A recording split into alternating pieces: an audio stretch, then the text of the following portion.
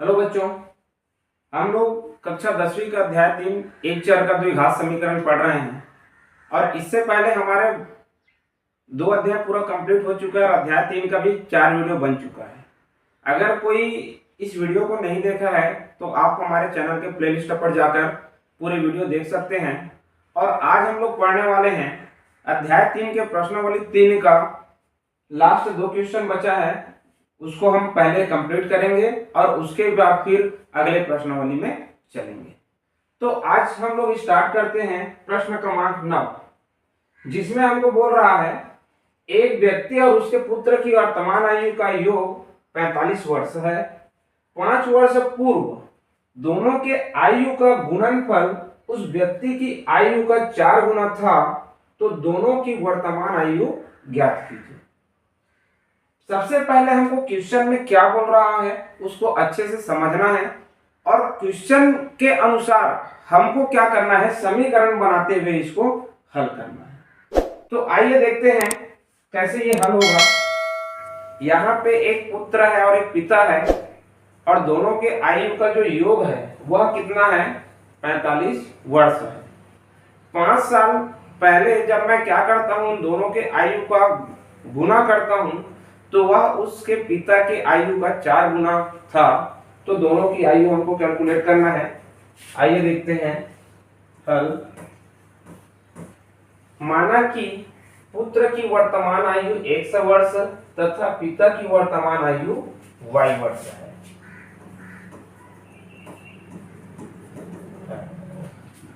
प्रश्नानुसार पुत्र की वर्तमान आयु प्लस पिता की वर्तमान आयु का योग कितना है, 45 वर्ष है। तो यहाँ पे पुत्र की आयु x, पिता की आयु y बराबर 45। अब y बराबर हो जाएगा 45 माइनस 100 वर्ष। अगला क्वेश्चन हमको बोला 5 वर्ष पूर्व। देखते हैं 5 वर्ष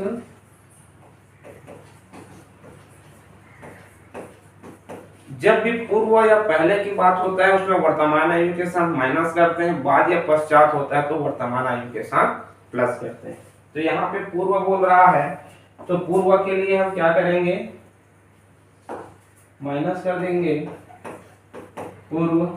पुत्र की आयु, पुत्र की आयु बराबर 100 वर्ष वर्तमान आयु है, 5 वर्ष बोला इसलिए माइनस 5 वर्ष।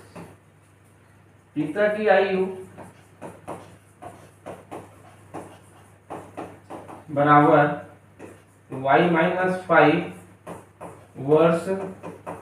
y का मान हमको मिला है यहाँ पे 45 माइनस 100, तो y का मान रख देंगे तो ये हो जाएगा 45 माइनस 100 माइनस 5, तो ये हो जाएगा 40 माइनस 1 वर्ष।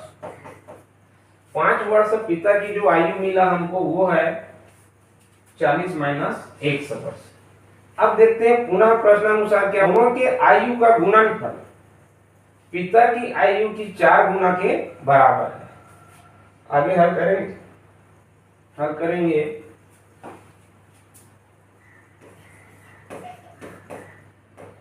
पुनः प्रश्नानुसार ये हो जाएगा 100 माइनस 5 और 40 minus x is equal to 4 into 40 minus x। पुत्र की आयु 5 वर्ष पूर्व, पिता की आयु और ये 4 गुना पिता की आयु। इसको जब हल करेंगे तो ये हो जाएगा 40x माइनस 100 का स्क्वायर माइनस 200 माइनस और माइनस का गुना प्लस 5x बराबर ये हो जाएगा 416 160 माइनस।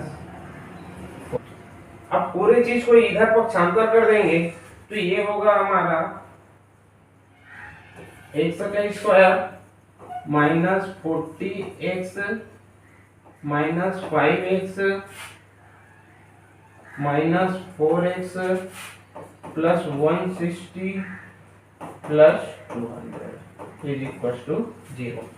जो भी चीज इस बाएं पक्ष में था उसको हम दाएं पक्ष में ले आए, तो जो माइनस था वो प्लस हो गया, प्लस था वो माइनस हो गया। अब यहां से इसको कैलकुलेशन करेंगे तो x स्क्वायर 40, 5 45, 45 और 4 49 माइनस 49 x 200 प्लस 160, ये हो जाएगा प्लस 360 बराबर 0। अब ये हमारा एक वर्ग समीकरण बन गया। अब यहां से हम इसको दो भागों में तोड़ेंगे तो हम ऐसे ही देख सकते हैं, ये टूटेगा 9 और 40 में, 9 चौक 36, 360 आ जाएगा। तो इसको जब हम हल करेंगे तो ये हो जाएगा 123 स्क्वायर माइनस 49x प्लस 360 बराबर 0। तो इसको दो भागों में तोड़ देते हैं, x का square minus 40x minus 9x plus 360, ऋण 40 और ऋण 9, ऋण 49 100 हो गया। दोनों को जब गुना करेंगे तो 9 चौक 36 प्लस में 360 होगा। ये इसका जोड़ा बना, ये इसका जोड़ा बना, यहाँ से x बाहर निकलेगा तो ये बचेगा x माइनस 40, यहाँ से माइनस 9 को बाहर निकालेंगे तो ये बचेगा x माइनस 40 बराबर 0। अब x माइनस 40 दोनों में है तो x माइनस 40 और ये हो जाएगा x माइनस 9 इक्वल टू 0। तो x माइनस 40 बराबर 0 और x माइनस 9 बराबर 0। तो x बराबर 40 और यहाँ पे x बराबर 9। तो यहाँ पे x का दो वैल्यू मिल रहा है, एक 40 और दूसरा 9। क्योंकि x हम किसको माने हैं, पुत्र की आयु को माने हैं, पुत्र की आयु बराबर 9 वर्ष। हम पुत्र की आयु को 9 वर्ष लेके चलेंगे तो यहां से जो पिता की आयु होगा y बराबर 45 माइनस x, तो यहाँ से y बराबर हो जाएगा 45 माइनस 9, तो y बराबर आ गया कितना 36 वर्ष। अतः पुत्र की वर्तमान आयु बराबर 9 वर्ष और पिता की वर्तमान आयु बराबर 36 वर्ष। ये हो गया हमारा आंसर।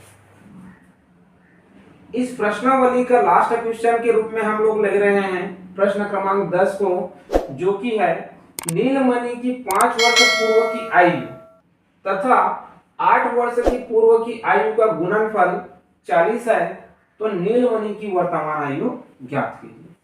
यहाँ पे नीलमणि नामक एक व्यक्ति है और वो क्या है 5 वर्ष की पूर्व की आयु और 8 वर्ष की पूर्व की आयु का जो गुणनफल है वो कितना है 40 है। तो हमको इसकी प्रेजेंट आयु हमको बताना है। मान लो नीलमणि की वर्तमान आयु x वर्ष है, तब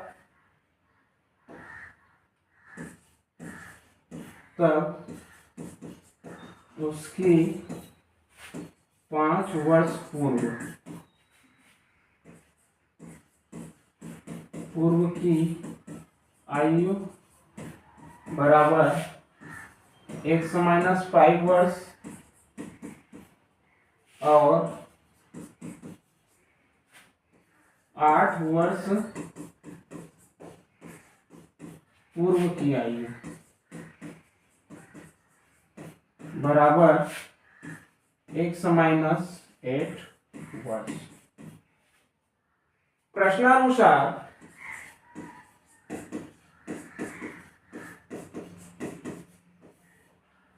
पांच वर्ष पूर्व और 8 वर्ष पूर्व की आयु का गुणनफल 40 है। 5 वर्ष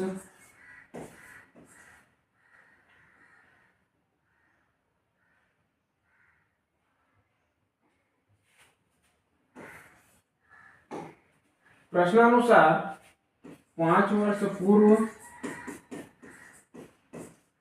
पूर्व की आयु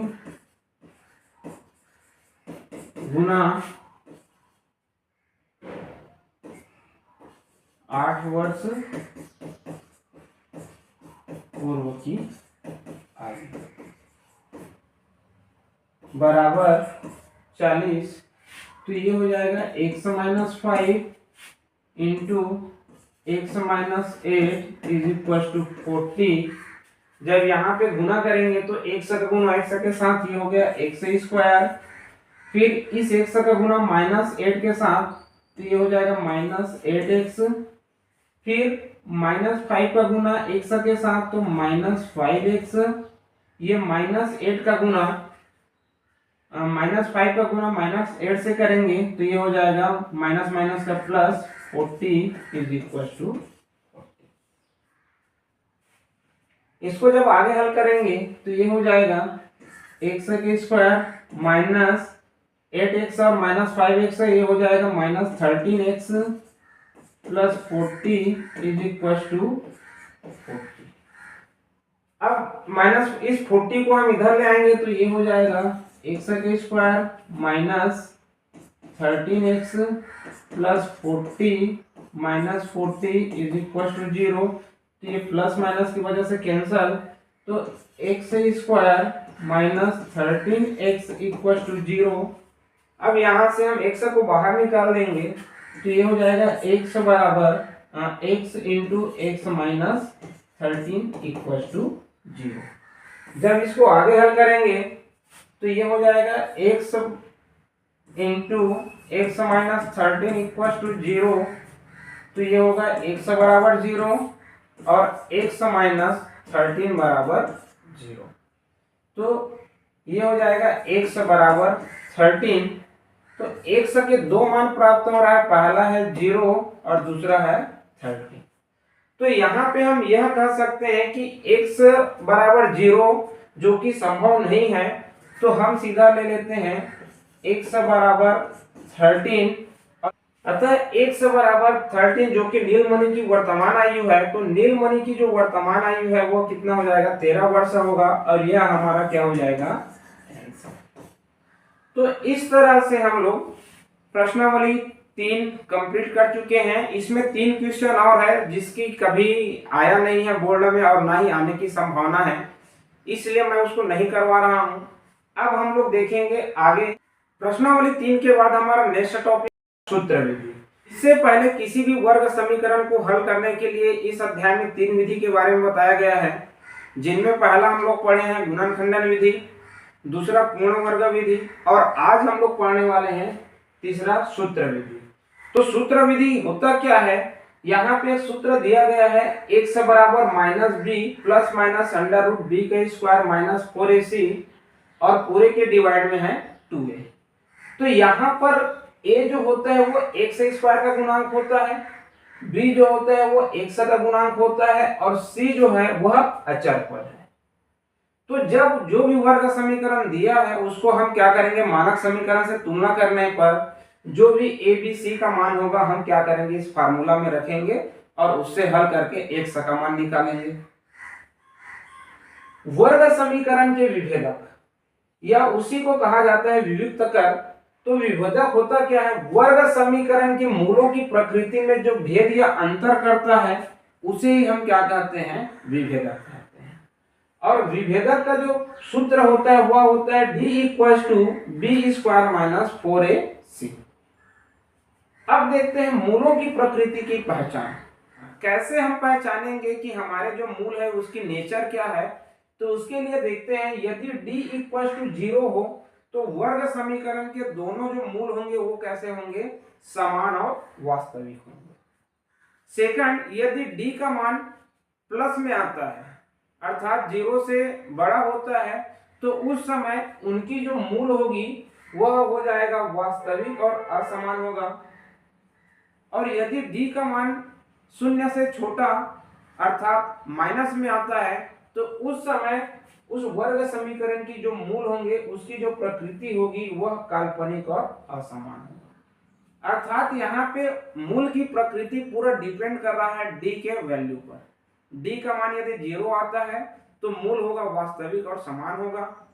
डी का मान यदि पॉजिटिव आता है, धनात्मक आता है, तो उसकी वास्तविक और असमान होगा। यदि डी का मान ऋणात्मक आता है तो वह काल्पनिक और असमान होगा। तो पूरे हमारा जो नेक्स्ट प्रश्नावली 4 है वो इसी फार्मूले पे बेस्ड है। तो देखते हैं आगे क्या होता है। प्रश्नावली 4 का फर्स्ट क्वेश्चन हमको दिया है, निम्नलिखित समीकरणों की विभेदक ज्ञात कीजिए। तो पहले नंबर का हम सेकंड क्वेश्चन लेते हैं, जो कि दिया है x-1 और 2x-1 = 0। इसको जब हम हल करेंगे तो हल दिया है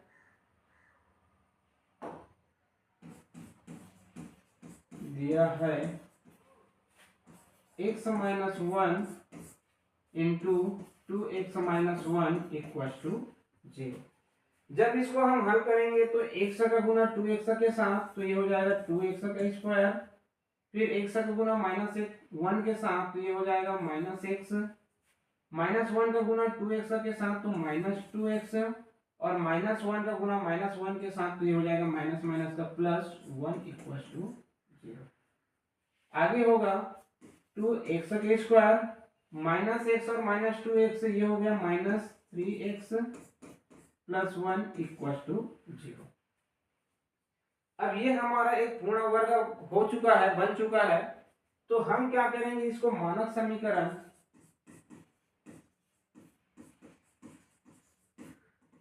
ax² + bx + c से तुलना करने पर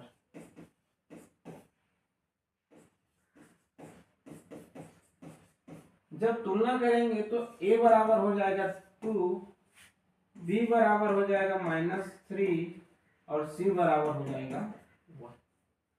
अब विभेदक हमको ज्ञात करना है, तो विभेदक d बराबर होता है b² - 4a × c। b का जो मान है वो -3 है, तो इसका होल स्क्वायर -4 इंटू a का मान है 2 और c का मान है 1। तो यहां से हो जाएगा -3 का जो होल स्क्वायर होगा वो 9 होगा, 4 × 2 ये हो जाएगा -8। तो यहाँ से d का जो मान आया वो कितना आया, 1 प्राप्त होता है। और ये हमारा क्या हो जाएगा, थर्ड नंबर का क्वेश्चन हमको दिया है √3x² + 2√2x - 2√3 = 0। देखते हैं हल। दिया है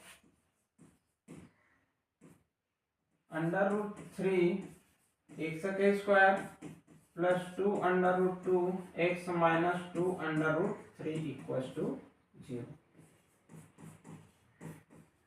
मानक समीकरण ax² + bx + c = 0 से तुलना करने पर जब तुलना करेंगे तो a का जो मान आ जाएगा वो हो जाएगा √3, b का जो मान होगा वो हो जाएगा 2√2 और c का जो मान होगा -2√3। अब विभेदक d बराबर जो होता है वो होता है b² - 4a × c। पूरा वैल्यू यहाँ पे पुट कर देंगे तो ये हो जाएगा b² मतलब 2√2 का होल स्क्वायर -4 का 4 इंटू यहाँ पे हो जाएगा a का मान √3 और जो c का मान हो जाएगा -2√3। आगे होगा 2 का वर्ग 4 इंटू वर्गमूल 2 का जो वर्ग होगा ये हो जाएगा 2 माइनस और माइनस का गुना हो गया प्लस, ये हो गया 4 दूने 8 और वर्गमूल 3 गुना वर्गमूल 3 ये हो जाएगा 3। यहाँ पे 4 दूने 8 धन 8 या 24, 24 और 8 ये हो जाएगा 32। तो जो d का मान आया वो कितना आ रहा है, 32 आ रहा है। तो ये हमारा क्या हो जाएगा, आंसर होगा। नेक्स्ट क्वेश्चन देखते हैं प्रश्नावली 4 का सेकंड क्वेश्चन हमको बता रहा है या बोल रहा है निम्नलिखित वर्ग समीकरणों के मूलों की प्रकृति ज्ञात कीजिए। हमको यहाँ पे मूलों की प्रकृति को ज्ञात करना है, बताना है, और उसके लिए हम लोग देख चुके हैं कि तीन कौन कौन से कंडीशन होता है जिससे हम उसकी मूल की प्रकृति ज्ञात कर सकते हैं। तो फर्स्ट क्वेश्चन हम लोग देखते हैं x square minus 4x plus 4 equal to 0। हल दिया है x square minus 4x plus 4 equal to 0। यहां पे हम क्या करेंगे, पहले इसका मानक समीकरण से तुलना करेंगे। मानक समीकरण A X square plus B X plus C equal to 0 से तुलना करने पर यहाँ पे a बराबर हो जाएगा 1, b बराबर हो जाएगा -4 और c बराबर हो जाएगा +4। d का जो मान होता है वो होता है d इक्वल टू b का स्क्वायर -4 इंटू a इंटू सी। मान जब रखेंगे तो यहाँ पे b का जो मान है -4 है तो ये हो जाएगा -4 का होल स्क्वायर -4 इंटू a का मान है 1 और c का मान है 4। तो यहाँ से -4 का वर्ग हो जाएगा 16, यहाँ पे -4 इंटू 4 16, तो +-16 यहाँ पे क्या हो गया 0, तो d का मान क्या आ रहा है 0 आ रहा है। जब d का मान 0 आता है तो उस समय उनका जो मूल होता है वह वास्तविक और समान होता है। अतः मूलों की प्रकृति वास्तविक और समान होगा और यह हमारा क्या हो जाएगा answer. Next question third number का हमको दिया है 3x square minus 2 under root 6x plus 2 equal to 0। यहाँ पे इसको देखेंगे तो हल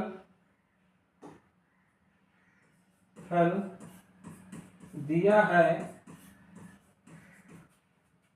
3x square minus 2 under root 6x plus 2 equal to 0। मानक समीकरण से तुलना करने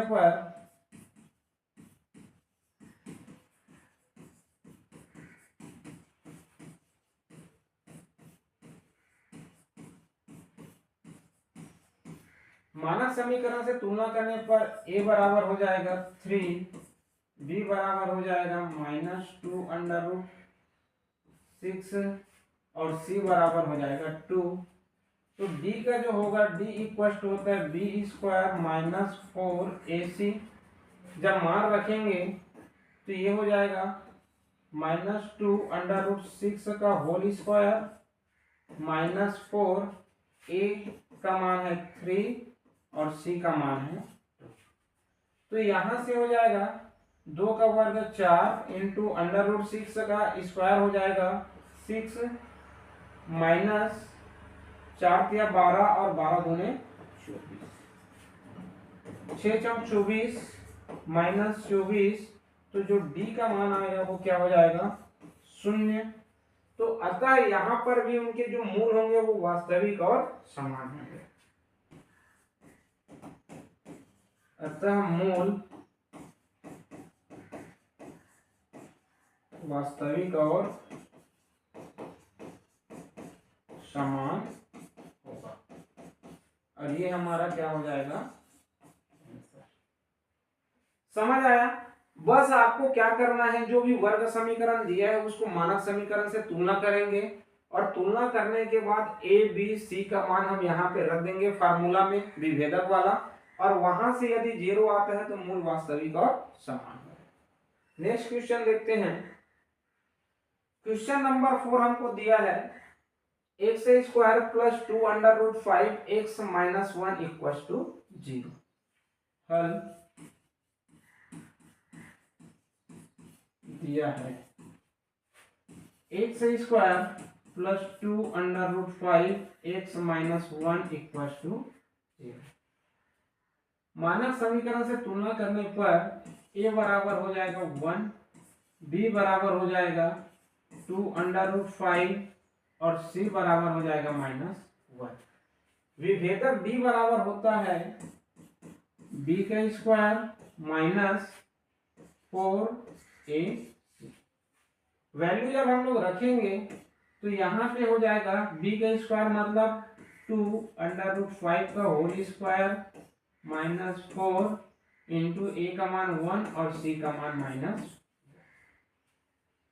यहां से जब इसको हल करेंगे तो 2 का वर्ग हो गया 4 इंटू √5 का जो स्क्वायर हो जाएगा वो हो जाएगा 5 माइनस और माइनस का गुना +4। तो यहां से हो गया 5 चौक 20 धन 4। तो d का जो मान आ रहा है वो हो जाएगा 24। तो d का मान जो है यहाँ पे धनात्मक हो रहा है, तो इसका जो मूल होगा वह वास्तविक और असमान होगा। नेक्स्ट क्वेश्चन 5वां नंबर हमको दिया है 3/5 x² -2/3 x + 1 = 0। हल दिया है 3/5 x² -2/3 x + 1 = 0। मानक समीकरण से तुलना करने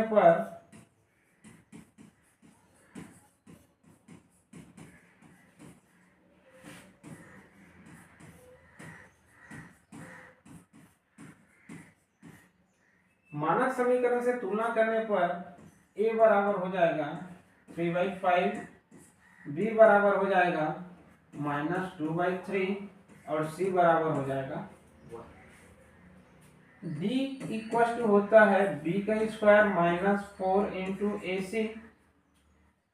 यहां से मान रखने पर b का वैल्यू है -2/3 का होल स्क्वायर -4 इंटू a का मान है 3/5 इंटू c का मान है 1। आगे हल करेंगे तो ये हो जाएगा 2 का वर्ग 4, 3 का वर्ग 9 माइनस 4 × 12/5। अब क्या करेंगे, यहां से हम इसका एलसीएम ले लेते हैं या तिर्यक गुणा करते हैं, तो ये हो जाएगा हमारा 4 × 5 -12 × 9 पूरे के बटे में हो जाएगा 9 × 5। तिर्यक गुणा कर दिए, इसका गुना इसके साथ, इसका गुना इसके साथ, और बीच में माइनस है इसलिए इनका दोनों का आपस में गुना। तो ये हो जाएगा 5 चौक 20 ऋण 12 × 108 बटे 5 × 48।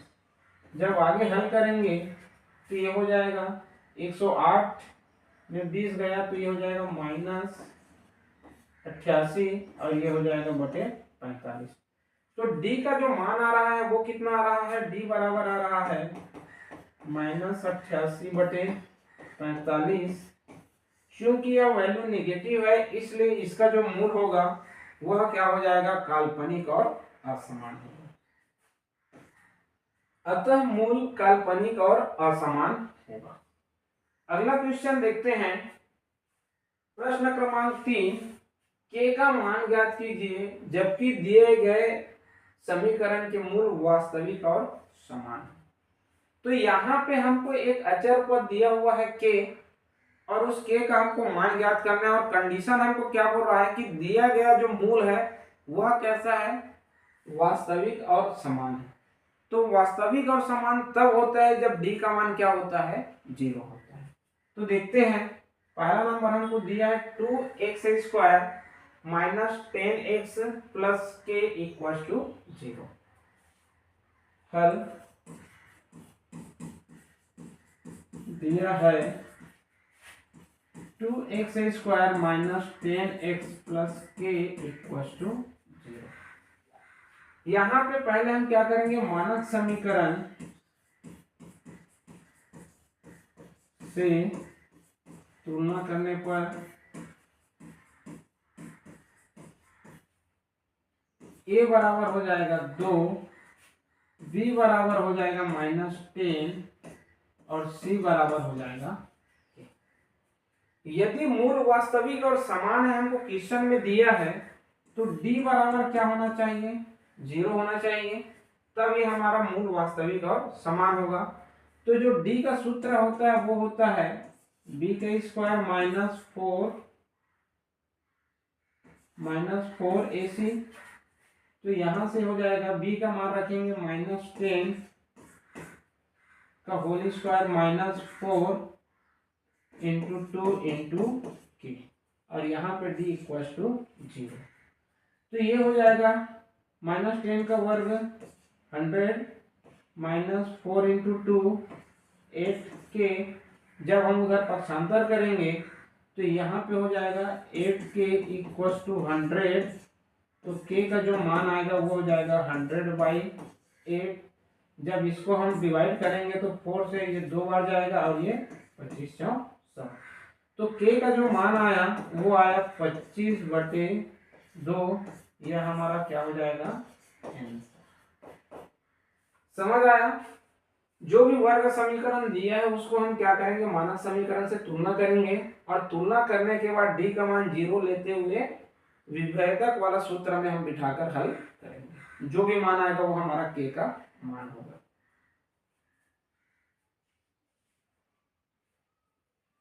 नेक्स्ट क्वेश्चन यहाँ पे देखते हैं, kx² - 5x + k = 0। हल दिया है kx² - 5x + k = 0। मानक समीकरण से तुलना करने पर a बराबर हो जाएगा k, b बराबर हो जाएगा -5 और c बराबर हो जाएगा k। यहां से जब इसको हल करेंगे तो ये हो गया d = b का स्क्वायर -4ac। b का मान है -5 का होल स्क्वायर -4 इंटू k, और d का मान क्या हो जाएगा हमारा 0। -5 का स्क्वायर हो जाएगा 25 -4 k का स्क्वायर। तो यहाँ से 4k का स्क्वायर पक्षांतर किया तो माइनस का प्लस हो गया, और ये हो जाएगा हमारा 25। k का स्क्वायर बराबर हो जाएगा 25/4। तो k का जो मान आएगा वो हो जाएगा √25/4। तो k का जो मान आएगा ±5/2। ये हमारा क्या हो जाएगा, नेक्स्ट क्वेश्चन देखते हैं। तीसरा नंबर का क्वेश्चन हमको दिया है 2x² + kx + 9/8 = 0। हल दिया है 2x² + kx + 9/8 = 0। मानक समीकरण से तुलना करने पर a बराबर हो गया 2, b बराबर हो जाएगा k, और c बराबर हो जाएगा 9/8। d बराबर b का स्क्वायर -4 इंटू ac। मान रखने पर b का मान है k का होल स्क्वायर -4 इंटू a का मान है 2 और c का मान है 9/8। d इक्वल टू यहाँ पे क्या हो जाएगा 0। इसको हम लोग 4 दूने 8, तो यहाँ पे 0 = k² -9 को जब इधर ले जाएंगे तो ये हो जाएगा 9 = k का स्क्वायर। तो k बराबर हो जाएगा √9, k = ±3। यह क्या हो जाएगा इसका आंसर। बहुत ही सरल क्वेश्चन है, बस आपको तुलना करते जाना है और मान रखते जाना है। नेक्स्ट क्वेश्चन हमको चौथा नंबर दिया है 9x² - kx + 16 = 0। इसको हल करेंगे तो ये हो जाएगा, हल दिया है 9x² माइनस के एक्स प्लस 16 इक्वल टू। मानक समीकरण से तुलना करने पर a बराबर हो जाएगा 9, b बराबर हो जाएगा -k और c बराबर हो जाएगा 16। तो यहां से d इक्वल टू होता है b² माइनस 4ac, d का वैल्यू 0 होगा, b का मान -k का होल स्क्वायर माइनस 4 का 4 इंटू a का वैल्यू 9 इंटू c का वैल्यू करेंगे तो ये हो जाएगा -k का होल स्क्वायर k का स्क्वायर माइनस 4 इंटू 9 इंटू 60। अब पक्षांतर करते हैं तो ये हो जाएगा k का square equal to 4 into 9 into 16, ये k इक्वल टू हो जाएगा √4 इंटू 9 इंटू 16। तो यहाँ से जब हल करेंगे तो प्लस माइनस 4 वर्गमूल 4 का वैल्यू होगा 2, 9 का 3 और 16 का 4। तो यहाँ से प्लस माइनस 4 तिया 12 और 12 दूने 24। तो ये हमारा क्या हो जाएगा, k का मान होगा।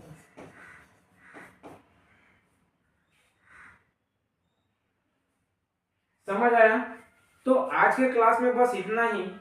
इस प्रश्नावली का लास्ट क्वेश्चन और बचा है जिसको हम अपने अगले वीडियो में कवर करेंगे, और साथ ही साथ उस वीडियो में हम प्रश्नावली 5 को पूरा कंप्लीट करके इस अध्याय को हम अगले वीडियो में समाप्त करेंगे। तो आज के लिए बस इतना ही। आप अच्छे से पढ़िए।